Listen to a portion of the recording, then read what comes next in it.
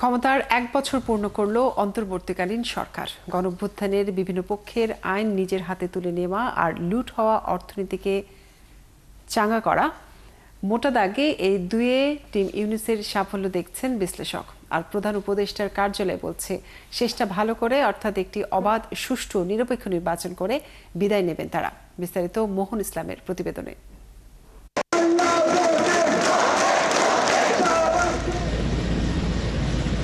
২০২৪ সালের ৫ আগস্ট গণঅভ্যুত্থানের মুখে দেশ ছেড়ে পালিয়ে যান শেখ হাসিনা।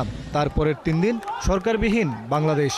৮ আগস্ট ডক্টর মোহাম্মদ ইউনূসের নেতৃত্বে গঠন করা হয় অন্তর্বর্তীকালীন সরকার, যার ১ বছর পূর্ণ হলো আজ। এই ১ বছরে অধ্যাপক ইউনূসের সরকারকে মোকাবেলা করতে হয়েছে অগণিত আন্দোলন। এই মুহূর্তের বিগ ব্রেকিং সবচেয়ে বড় খবর, যে কোনো মুহূর্তে পদত্যাগ করতে পারেন ইউনূস। হাসিনার মতোই পরিণতের ভয় পাচ্ছেন ইউনূস। সিল্কোর সিল্ক অ্যান্ড শাইন, যাতে আছে আর্গান অয়েল ও ওট প্রোটিনের গুডনেস, যা আপনার চুলকে রাখে হেলদি অ্যান্ড শাইনিং। প্রতিবেশী রাষ্ট্রের মিডিয়ার প্রোপাগান্ডা। মোহাম্মদ ইউনূস জবাব দিন, বাংলাদেশিরা জবাব চায়, রাতে মাওয়া যেতে কেন নিষেধাজ্ঞা জারি হয়েছে? পতিত সরকারের আমলা পুলিশের অসহযোগিতা, যে কারণে আইন শৃঙ্খলা পরিস্থিতির অবনতি, নিরাপত্তাহীনতা সহ নানা ভোগান্তিতে পড়েছে সাধারণ মানুষ। তারপরেও চলেছে রাষ্ট্র।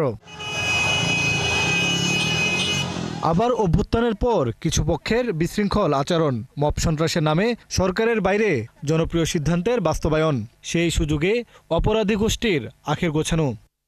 এই পরিস্থিতি কতটা কাটিয়ে উঠতে পেরেছে সরকার? সফলতা এবং ব্যর্থতা নিয়ে আলোচনা করতে হয়।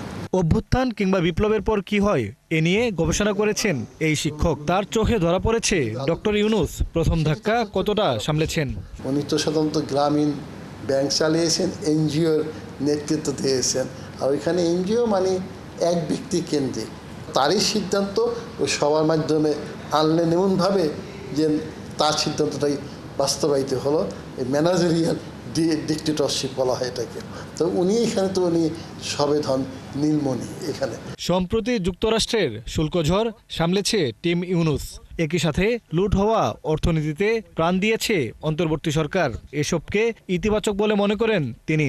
ইকোনমিটা ধ্বংসপ্রাপ্ত অবস্থা ছিল, সেখান থেকে কিন্তু ধীরে ধীরে তিনি ভালো অবস্থা নিয়ে আসছেন। এটা সত্যি। যেমন বিদেশি যে পাওয়ারটা, এক্সটার্নাল অ্যাক্টরস, তারা অনেকে পক্ষে ছিল না, ট্রাম্প সাহেব পক্ষে ছিল না, কিন্তু সেটা কিন্তু ওনার পক্ষে নিয়ে আসছে। বিভিন্ন সময় সরকার নিজেই তার দায়িত্বের একটা পরিসীমা টেনে দেয়। সেগুলো হচ্ছে বিচার, সংস্কার ও নির্বাচন।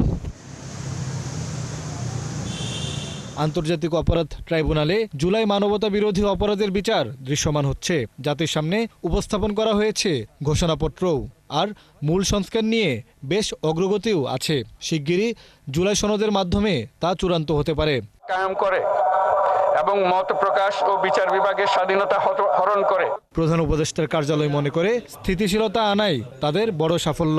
আমরা যে একটা ভয়ঙ্কর একটা কি বলবো, আর্থকোয়েক, ভূমিকম্প পীড়িত একটা দেশ পেয়েছিলাম, সেই জায়গা থেকে আমরা বলবো যে আমরা একটা বেটার জায়গায় যাচ্ছি। একটি অবাধ ও সুষ্ঠু নির্বাচন আয়োজনে এখন গুরুত্ব অন্তর্বর্তী সরকারের। এই সামনে যেটা ইলেকশন হবে, সেটা আমাদের ইতিহাসের one of the best election. ফেব্রুয়ারি মাসে নির্বাচনটা দিয়ে সুন্দরভাবে বিদায় নিতে পারেন, তাহলে সবচেয়ে ভালো হবে।